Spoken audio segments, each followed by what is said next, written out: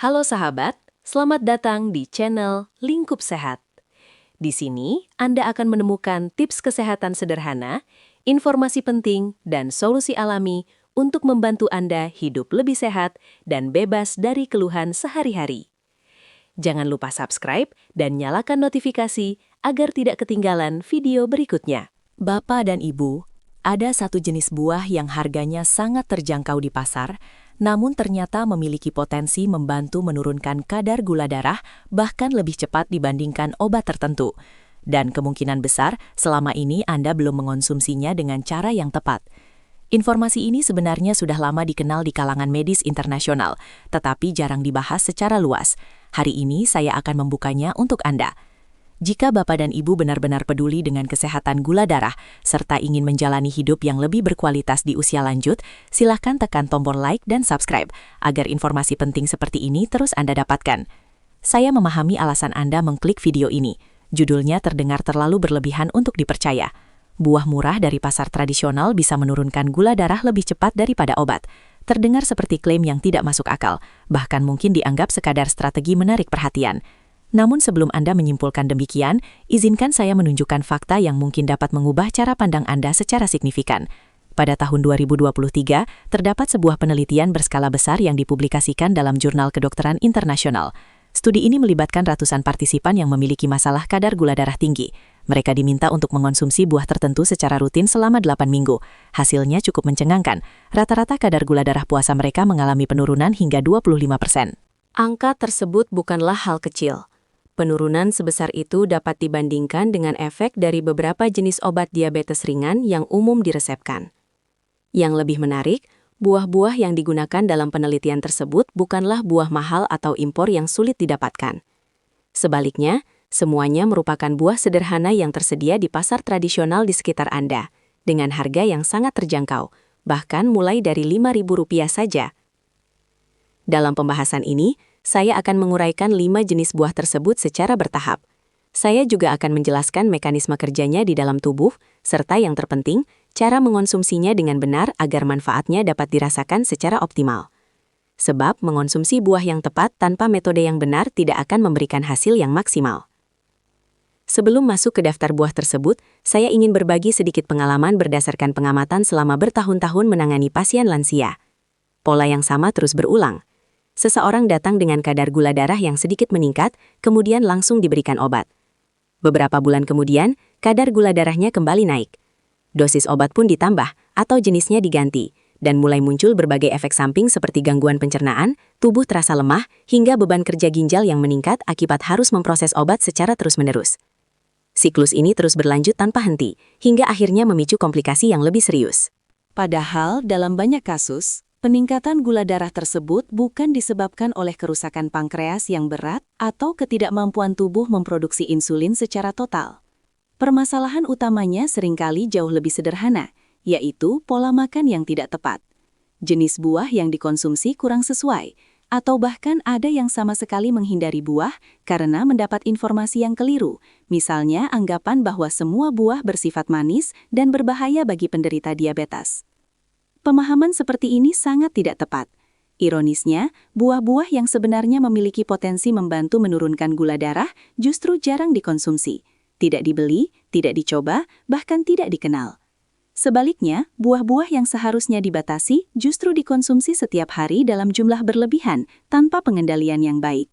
Jadi, apa saja manfaat yang akan Anda peroleh jika menyimak video ini hingga selesai? Saya akan menyusun pembahasannya ke dalam 3 bagian utama agar lebih mudah dipahami. Pada bagian pertama, saya akan menjelaskan mengapa jenis buah tertentu justru dapat membantu menurunkan kadar gula darah, bukan malah meningkatkannya. Jika Anda mengetahui cara memilih yang tepat, ini menjadi dasar penting yang wajib dipahami terlebih dahulu. Banyak orang masih keliru dalam memahami hubungan antara konsumsi buah dan gula darah.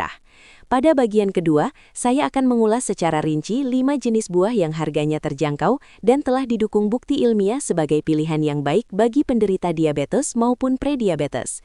Untuk setiap buah, saya akan menjelaskan bagaimana mekanismenya bekerja di dalam tubuh, berapa jumlah konsumsi yang ideal agar tidak berlebihan, serta kapan waktu terbaik untuk mengonsumsinya agar manfaatnya bisa optimal.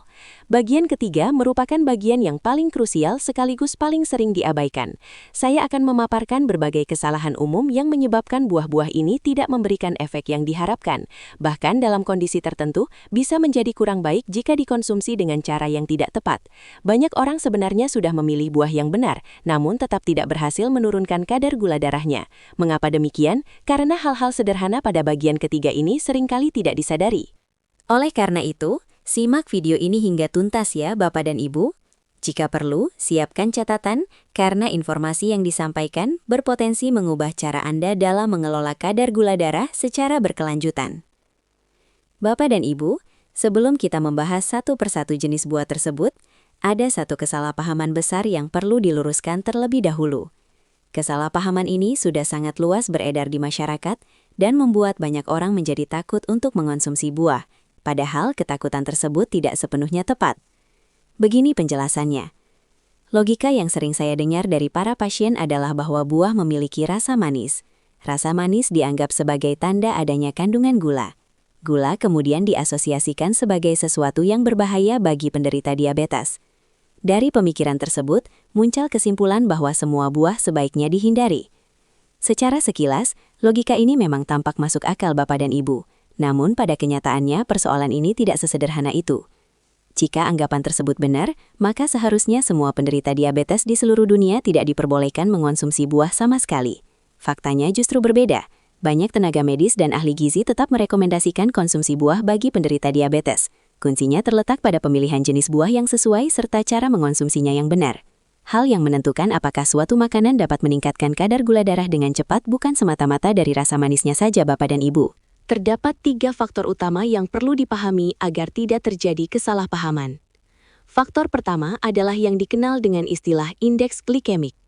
Mungkin Anda pernah mendengar istilah ini, tetapi belum sepenuhnya memahami maknanya. Indeks glikemik merupakan ukuran yang menunjukkan seberapa cepat suatu makanan dapat meningkatkan kadar gula darah setelah dikonsumsi.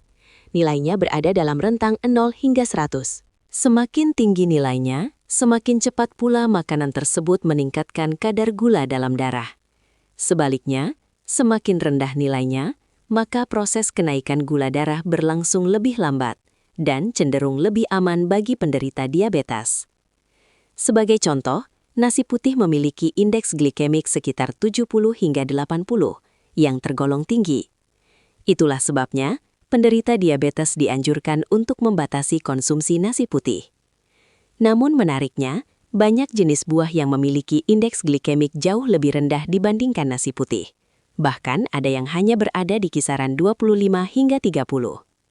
Hal ini menunjukkan bahwa buah-buahan tersebut tidak menyebabkan lonjakan gula darah secepat nasi putih. Faktor kedua yang berperan penting adalah kandungan serat. Serat bekerja layaknya penghambat alami dalam sistem pencernaan, Bapak dan Ibu. Fungsinya adalah memperlambat penyerapan gula ke dalam aliran darah. Dengan demikian, walaupun suatu makanan mengandung gula, jika kadar seratnya tinggi, maka gula tersebut tidak langsung masuk ke dalam darah secara cepat.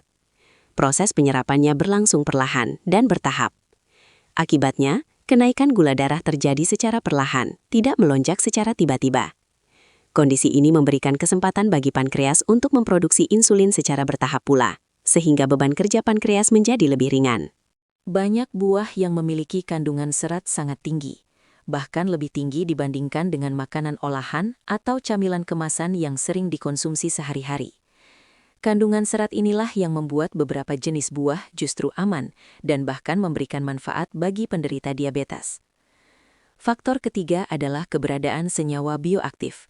Istilah ini mungkin masih terdengar asing bagi sebagian Bapak dan Ibu. Senyawa bioaktif merupakan zat alami yang terdapat di dalam buah dan memiliki peran aktif dalam memengaruhi berbagai proses di dalam tubuh. Beberapa di antaranya memiliki cara kerja yang menyerupai obat diabetes.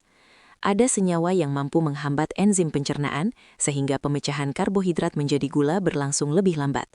Ada pula yang meningkatkan sensitivitas sel tubuh terhadap insulin, sehingga kinerja insulin menjadi lebih efektif. Selain itu, terdapat juga senyawa yang membantu sel-sel tubuh menyerap gula dari aliran darah dengan lebih efisien. Senyawa-senyawa ini tidak ditemukan dalam obat kimia sintetis. Mereka merupakan komponen alami yang terkandung dalam buah-buahan dan seringkali tidak disadari keberadaannya. Oleh karena itu, Bapak dan Ibu, terdapat banyak buah yang meskipun memiliki rasa manis, tetap memiliki indeks glikemik rendah, kandungan serat tinggi, serta mengandung senyawa bioaktif yang berpotensi membantu mengontrol, bahkan menurunkan kadar gula darah. Buah bukanlah musuh. Yang menjadi masalah adalah pemilihan jenis buah yang kurang tepat, serta cara mengonsumsinya yang keliru. Saat ini mungkin Anda mulai bertanya dalam hati, mengapa Dr. Maya dari Klinik Sehat Lansia menekankan buah dari pasar tradisional? Mengapa bukan buah impor yang tampak lebih menarik, terlihat lebih bersih, dan dikemas dengan tampilan yang lebih meyakinkan? Ada dua alasan utama yang perlu Anda pahami, Bapak dan Ibu. Alasan pertama berkaitan dengan kualitas nutrisi. Banyak orang beranggapan bahwa buah impor yang harganya lebih mahal pasti memiliki kandungan gizi yang lebih tinggi. Namun kenyataannya tidak selalu demikian. Banyak buah impor dipanen saat masih belum matang, agar dapat bertahan selama proses distribusi yang bisa berlangsung hingga berminggu-minggu. Buah yang dipetik sebelum matang umumnya belum memiliki kandungan nutrisi yang optimal. Sebaliknya, buah lokal yang dijual di pasar tradisional biasanya dipanen ketika sudah matang di pohon, sehingga kandungan vitamin, mineral, dan senyawa bioaktifnya sudah berkembang secara maksimal. Dengan demikian, buah lokal yang harganya lebih terjangkau seringkali justru memiliki nilai gizi yang lebih baik dibandingkan buah impor yang mahal. Alasan kedua berkaitan dengan konsistensi. Hal ini seringkali diabaikan Bapak dan Ibu.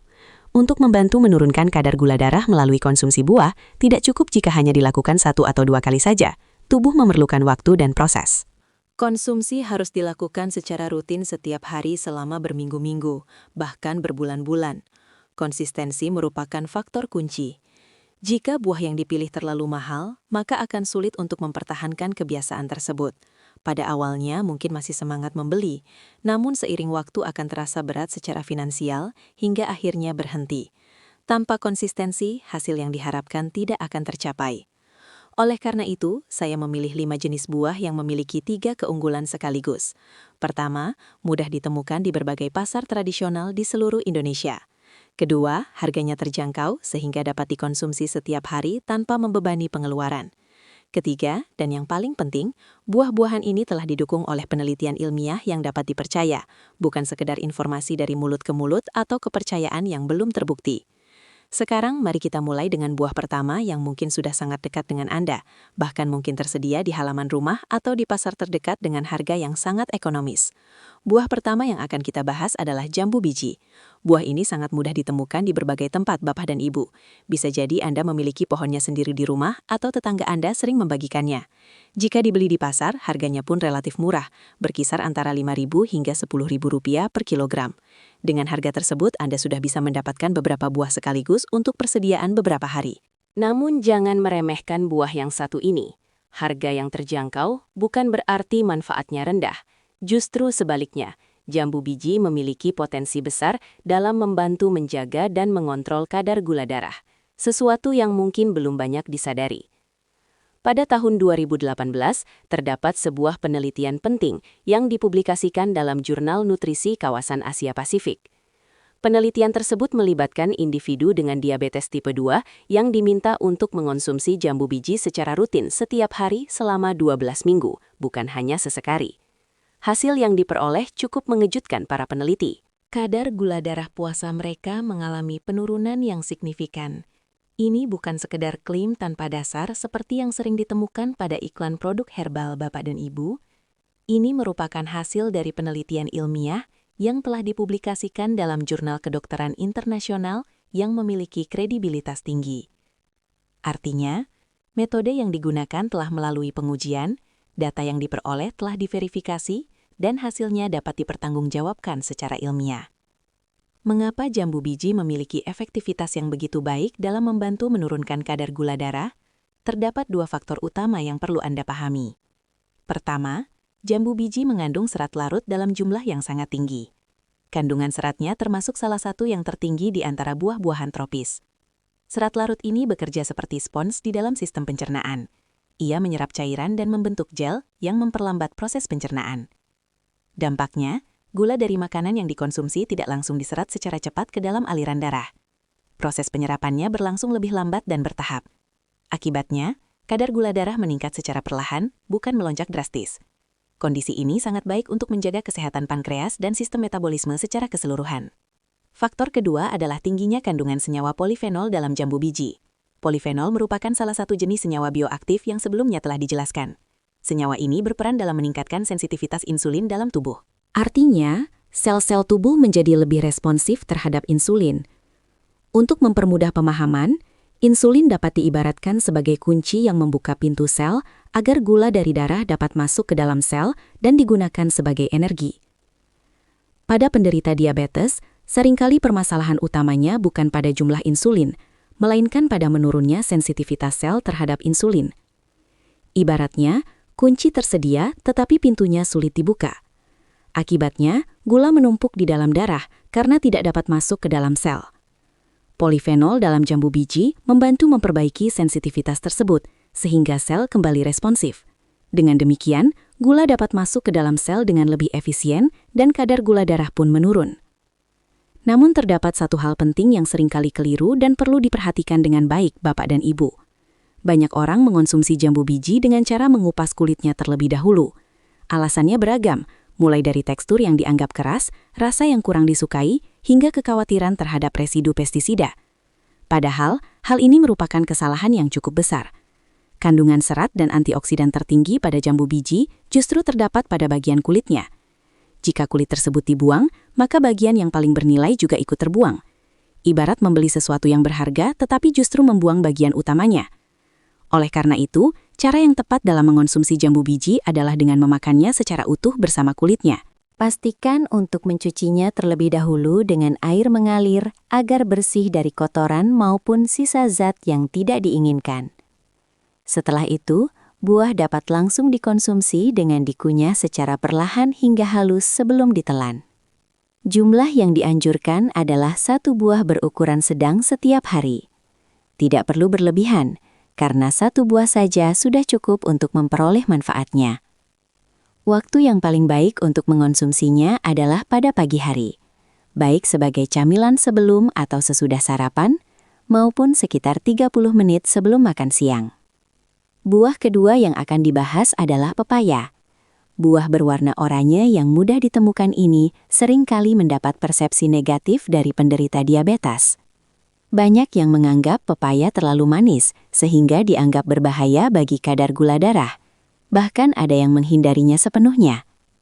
Namun anggapan ini tidak sepenuhnya tepat Bapak dan Ibu.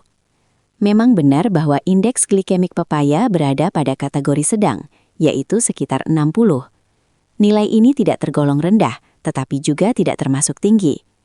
Yang perlu diperhatikan bukan hanya indeks glikemiknya, melainkan juga kandungan nutrisi lainnya. Pepaya memiliki kandungan serat yang cukup baik untuk membantu memperlambat penyerapan gula. Dengan demikian, meskipun rasanya manis, efeknya terhadap kenaikan gula darah tidak secepat yang dibayangkan banyak orang. Keunikan pepaya terletak pada kandungan enzim khusus yang disebut papain. Enzim ini memiliki kemampuan untuk membantu proses pencernaan protein secara lebih efisien. Mungkin timbul pertanyaan, apa kaitannya pencernaan protein dengan kadar gula darah?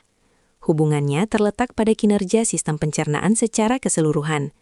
Ketika sistem pencernaan bekerja dengan optimal, maka penyerapan nutrisi termasuk karbohidrat menjadi lebih teratur. Beban kerja organ pencernaan pun menjadi lebih ringan, termasuk pankreas yang berperan dalam memproduksi insulin. Dalam beban yang lebih ringan, pankreas dapat bekerja lebih efektif dalam menghasilkan insulin. Selain itu, beberapa penelitian juga menunjukkan bahwa tanaman pepaya secara keseluruhan memiliki potensi sebagai agen antidiabetes. Meskipun penelitian tersebut lebih banyak berfokus pada bagian daun, hal ini tetap menunjukkan bahwa pepaya memiliki manfaat bagi kesehatan metabolik. Jumlah konsumsi yang dianjurkan adalah sekitar 1 mangkuk kecil atau kurang lebih 150 gram per hari. Konsumsi sebaiknya tidak berlebihan karena kandungan gulanya relatif lebih tinggi dibandingkan beberapa buah lain. Waktu yang disarankan untuk mengonsumsinya adalah setelah makan siang sebagai hidangan penutup yang ringan dan menyegarkan. Buah ketiga yang perlu Anda ketahui adalah belimbing. Buah ini seringkali kurang mendapat perhatian. Jika ditanyakan kepada banyak orang mengenai buah yang baik untuk penderita diabetes, jarang sekali yang menyebutkan belimbing. Padahal dari segi pengaruh terhadap kadar gula darah, belimbing termasuk salah satu yang sangat baik. Hal ini disebabkan oleh kandungan gulanya yang rendah dibandingkan banyak buah lainnya. Indeks glikemik belimbing berada di kisaran 25, yang tergolong sangat rendah. Sebagai perbandingan, nasi putih memiliki indeks glikemik sekitar 70 hingga 80, roti tawar sekitar 75, bahkan semangka sekitar 72. Dengan nilai tersebut, belimbing tergolong aman bagi penderita diabetes.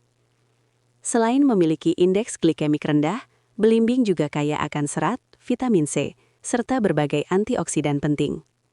Keunggulan lainnya adalah kemampuannya dalam menghambat kerja enzim alfa-glukosidase. Enzim ini berperan dalam memecah karbohidrat kompleks menjadi gula sederhana agar dapat diserap ke dalam darah. Jika kerja enzim ini diperlambat, maka proses pemecahan karbohidrat juga berlangsung lebih lambat. Dampaknya, kenaikan kadar gula darah setelah makan menjadi lebih terkendali. Mekanisme ini serupa dengan cara kerja beberapa obat diabetes yang sering diresepkan. Dengan demikian, belimbing dapat dikatakan memiliki efek yang menyerupai obat diabetes, tetapi dalam bentuk alami tanpa efek samping yang berarti. Jumlah konsumsi yang dianjurkan adalah 1 hingga 2 buah per hari. Buah ini dapat dikonsumsi langsung sebagai camilan atau dipotong menjadi bagian kecil untuk dicampurkan ke dalam salad buah. Namun ada satu hal penting yang perlu diperhatikan. Bagi individu yang memiliki gangguan ginjal, konsumsi belimbing perlu dilakukan dengan hati-hati dan sebaiknya dikonsultasikan terlebih dahulu dengan tenaga medis. Hal ini karena belimbing mengandung asam oksalat yang dapat memberikan beban tambahan pada ginjal. Bagi yang memiliki fungsi ginjal normal, buah ini tetap aman dan bermanfaat. Buah keempat adalah apel lokal. Penekanan pada apel lokal penting karena harganya lebih terjangkau dibandingkan apel impor, namun kualitas nutrisinya tidak kalah baik. Apel, seperti apel Malang, mengandung serat khusus yang disebut pektin. Serat ini sangat efektif dalam memperlambat penyerapan gula ke dalam aliran darah. Mekanismenya serupa dengan serat larut pada jambu biji, yaitu membentuk gel di dalam usus yang menahan penyerapan gula agar tidak terjadi secara cepat sekaligus. Penelitian yang dipublikasikan dalam jurnal nutrisi klinis menunjukkan bahwa individu yang secara rutin mengonsumsi apel memiliki resiko lebih rendah untuk mengalami diabetes tipe 2 dibandingkan dengan mereka yang jarang mengonsumsinya. Selain itu, apel juga mengandung polifenol yang berfungsi melindungi sel-sel pankreas dari kerusakan. Mengingat pankreas merupakan organ yang bertanggung jawab dalam produksi insulin, menjaga kesehatannya sangat penting agar fungsi tersebut tetap optimal. Namun, cara mengonsumsi apel juga perlu diperhatikan dengan benar, Bapak dan Ibu. Salah satu hal yang paling penting adalah mengonsumsinya bersama kulitnya, tanpa dikupas terlebih dahulu. Banyak orang memilih mengupas kulit apel karena khawatir terdapat lapisan lilin atau residu pestisida. Padahal, kandungan nutrisi terbaik dari apel justru berada pada bagian kulitnya. Jika Anda merasa khawatir terhadap lilin atau pestisida, cukup bersihkan apel dengan air mengalir sambil digosok perlahan, atau bisa juga direndam sejenak dalam air garam lalu dibilas hingga bersih. Setelah itu, apel dapat langsung dikonsumsi bersama kulitnya. Selain itu, ada hal lain yang tidak kalah penting, yaitu jangan mengonsumsi apel dalam bentuk jus. Ketika apel dijadikan jus, kandungan seratnya akan hilang karena tertinggal pada ampas. Yang tersisa hanya cairan yang mengandung gula tanpa serat. Akibatnya, gula akan lebih cepat diserap ke dalam aliran darah sehingga berpotensi menyebabkan lonjakan gula darah. Oleh karena itu, apel sebaiknya dikonsumsi dalam bentuk utuh dengan cara digigit langsung dan dikunyah perlahan.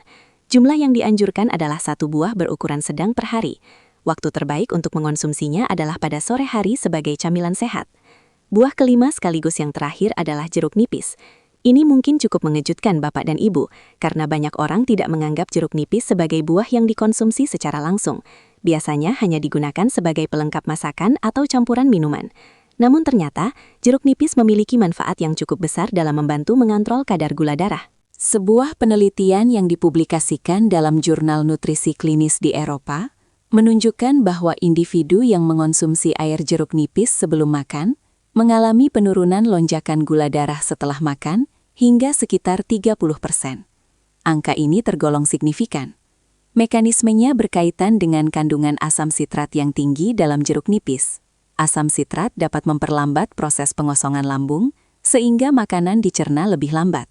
Selain itu, senyawa ini juga dapat membantu menurunkan indeks glikemik dari makanan yang dikonsumsi setelahnya. Cara mengonsumsinya pun cukup sederhana. Ambil setengah buah jeruk nipis, kemudian peras ke dalam segelas air hangat. Aduk hingga merata, lalu minum sekitar 15 hingga 20 menit sebelum makan. Cara ini dapat dilakukan sebelum makan siang maupun makan malam. Meskipun terlihat sederhana, efeknya dapat memberikan manfaat yang cukup besar. Itulah 5 jenis buah yang mudah ditemukan di pasar tradisional dan memiliki potensi membantu mengontrol kadar gula darah, yaitu jambu biji dengan kandungan serat tinggi, pepaya dengan enzim papain, belimbing dengan mekanisme yang menyerupai obat diabetes, apel lokal dengan kandungan pektin, serta jeruk nipis dengan efek asam sitratnya. Anda dapat mulai mencoba dari besok dengan memilih 1 atau 2 jenis buah terlebih dahulu. Konsumsilah secara rutin setiap hari selama beberapa minggu agar hasilnya dapat dirasakan. Semoga dengan langkah sederhana ini, Anda dapat melihat perubahan yang lebih baik pada kadar gula darah Anda. Jangan ragu untuk membagikan informasi ini kepada keluarga maupun orang terdekat yang membutuhkan. Terima kasih sudah menonton sampai akhir. Semoga setiap informasi yang Anda dengarkan hari ini bisa menjadi pengingat bahwa menjaga kesehatan adalah bentuk kepedulian terbesar untuk diri sendiri dan orang-orang tercinta. Saya pamit undur diri. Jangan tunda untuk hidup lebih sehat. Karena waktu dan kesehatan adalah 2 hal yang tidak bisa diulang. Jika video ini bermanfaat, bagikan kepada keluarga dan orang yang Anda sayangi. Sampai bertemu kembali di video berikutnya. Salam hangat dan sehat selalu dari Lingkup Sehat.